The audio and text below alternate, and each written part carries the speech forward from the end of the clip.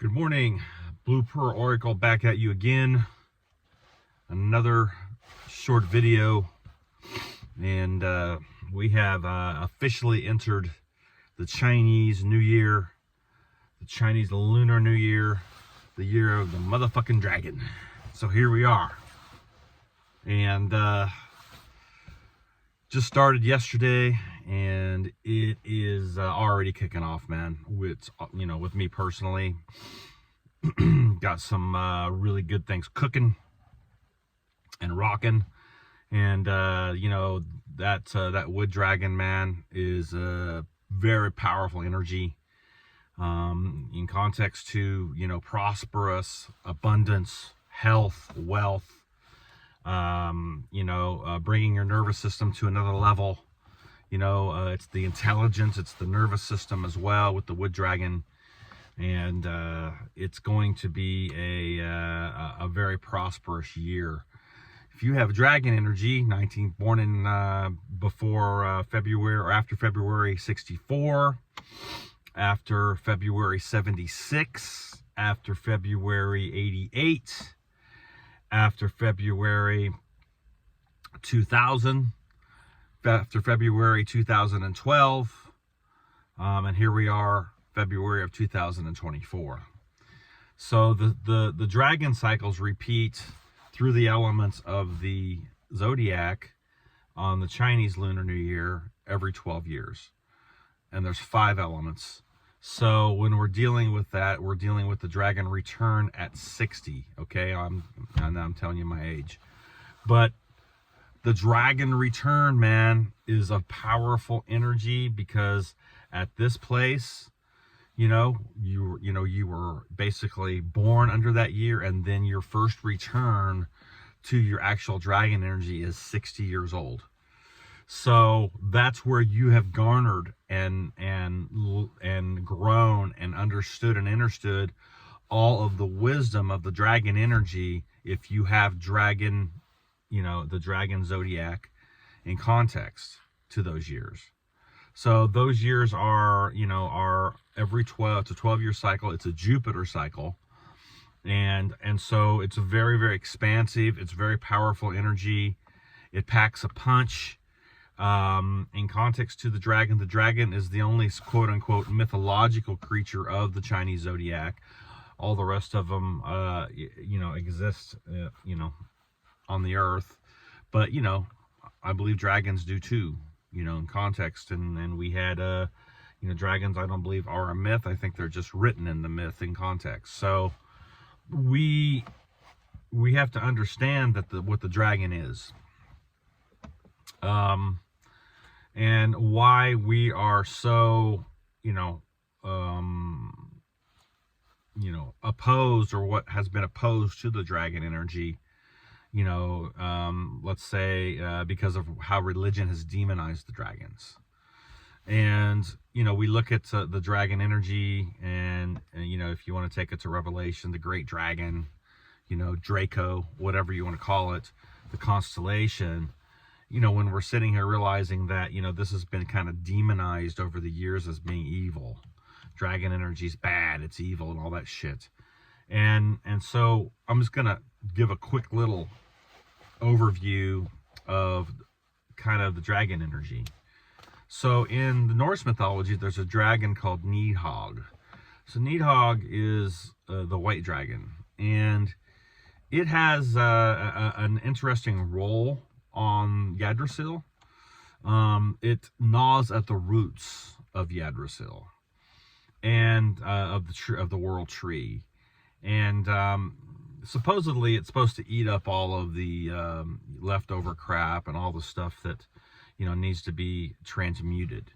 In context, you can look at it a lot of different ways, to this, but dragon energy is transmutation. Okay. And if you aren't transmuting in context to the dragon energy, then the dragon is riding you, and that's your ego. And that's where, we don't understand, but that dragon energy, or that really strong ego energy of the dragon, it can be eccentric, it can be an asshole, it can be, the fire element, breathing the fire element on people, projection, that type of stuff. It's very narcissistic, very tyrannical, and it can be very damaging to not only yourself but relationships. And if you don't get control of that, of your ego aspect, in context to the dragon energy, and that ego is riding you, and you're out of balance with your yang energy, which is what dragon energy is, then you have a tendency to be able to project that energy onto others, and then you never actually look at the real aspect of the dragon, because the dragon is ruling over you. See, we don't need to let the dragon rule over us and ride us. We have to flip the script. We have to learn how to mount our own dragon energy. And to do that, you have to do some internal work. And this internal work is sparked by, first of all, recognizing where you're out of alignment, or asking the questions of why and how and when. And once you start to develop a kind of more of a mutable position or placidity, where you become more mutable, you start tapping into more mutable energy of your templating, you can start to, realize that, your dragon energy can be very, very fixed. It can be very, very, again, narcissistic and fixed on certain things, and obsessive. Now, if you look at the movie with Lord of the Rings, and you start to realize that, the dragon energy is pretty prevalent within a lot of those in a lot of the mythos, or a lot of the movies of the Lord of the Rings, and it can be a representation of your lower base self, because if you're allowing that dragon energy to really rule over you, what we call inverted Baphomet field, where we talk about the goat, right? But when we look at the devil card, what are we looking at? We're looking at the man and the woman chained to the lower base self in context, or the narcissistic self, or the absolute selfishness of that aspect. And so once we learn that and we understand that, then we can realize that our dragon energy can be used as an ally, and not used against us.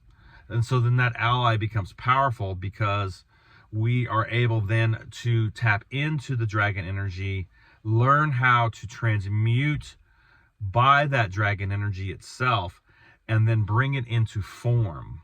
I'm talking about dragon form, actual dragon energy in manifestation. That dragon energy in alchemy, when you're looking at it in context, is your kind of your shadow aspect. Well, it is your shadow aspect. And you start to realize that shadow aspect has to be dealt with, and it has to be looked at. You have to look at the mirror, and then you've got to learn how to mount it so that it's not controlling your thought. And so the dragon then becomes your ally, because if you look at the kind of the depiction of the luck dragon in the Neverending Story, right? It becomes like this ally for you, and it was a white dragon. So it becomes an ally for you in the times that you absolutely need it. When you are in places of sadness, in the swamp of sadness, or the swamp of despair, and you need that fire, you need that dragon to come and drive the narrative within yourself. You need that ego. You need it to drive the energy back up, so you can bring that energy back up and then boom it out of your heart space, out of your heart core intelligence. So the dragon, is a very powerful tool, archetype that you can work with in context to the alchemical process, or alchemy itself. Now, when we start looking at how the dragon is portrayed in movies, there's all different ways dragon energy is portrayed.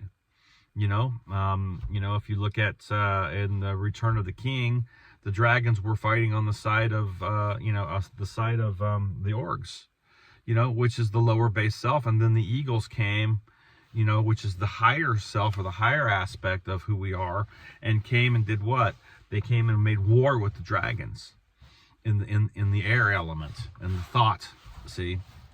And that's where we're, that's where we have to realize that those thought forms, when you're looking at dragon and eagle or dragon and phoenix, are the alchemical aspects, and they're actually oppositions of each other, but yet they're the same. Just like and dislike, the law of polarity and balance, so then there's all these varying, degrees in between. And so when we're working that dragon energy, we have a tendency to project, get pissed, get anger, that type of stuff that's out of control. So the fire goes to your head, it's the Aries energy, and then the fire goes out and it doesn't accomplish anything but hurting you and hurting other people. And so that's where that dragon energy or that anger has to be harnessed correctly. So if the anger is righteous anger, or it's the anger that is, portrayed in context to, firing up your internal dragon to bring about a change, a positive change in your life, and you're using that anger and that power of that anger and that dragon anger to level yourself up, then now you're transmuting. So there's a difference, see, and so you have to recognize the difference to your awareness, and it all starts with your thought, and the thought or your state of mind is exactly where things come from, where things are wielded out to your actions and choices. So the dragon then becomes your ally. It becomes your tool to work with, that you can take it and then go through the processes of burning through the calcination, and going through the dissolution process all the way up to coagulation, where the phoenix or the eagle then becomes the manifestation of your consciousness, which is the dragon, as above so below. So that's how vibrational correspondence works with the phoenix and the dragon, see? And until you illuminate your underworld and bring light unto it, you're never going to mount your dragon. So this is kind of how the dragon energy works. And just wanted to put this out real quick. It's a real quick video. And hope everybody's having a great year already, man. It's going to be a kick-ass year. You got to have that mindset. It's going to be a fucking kick-ass year. And that's how I am manifesting my life. That's how things are leveling up. I got some things I'm going to share about what's happening in my life here pretty soon. And we are going to take things to the next level. Finances are going to break open this year. Wealth is going to break open. We've got a powerful conjunction coming up in May with Jupiter and Sun conjunct at 28-29 degrees Taurus, signaling the breaking of the poverty and karmic cycles of lack. So we are in a space right now where we are getting ready. We are taking the dragon energy now, and it's going to go to the next level, guys. So I just want everybody to know, hey man, this is going to be a kick-ass year. You guys get ready for the fire element, the wand of fire to level up in your lives in context to Jupiter. And you know what? You got this. We got this. So let's just fucking do it. Let's get it done this year. Okay, everybody. Much love. Blue Pearl Oracle out.